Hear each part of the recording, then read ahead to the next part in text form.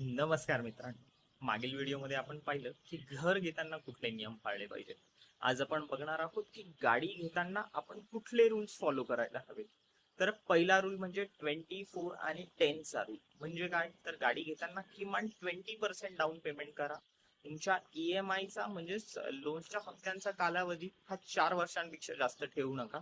आणि 10 म्हणजे तुमच्या मासिक उत्पन्नाच्या 10% पर्यंत तुमचा EMI असला पाहिजे.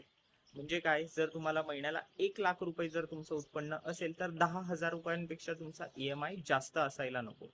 त्यानंतर दुसरी गोष्ट म्हणजे गाडी ही तुमची गरज की हौस हा फरक ओळखा आणि त्यानुसार तुमचं बजेट डिसाईड करा.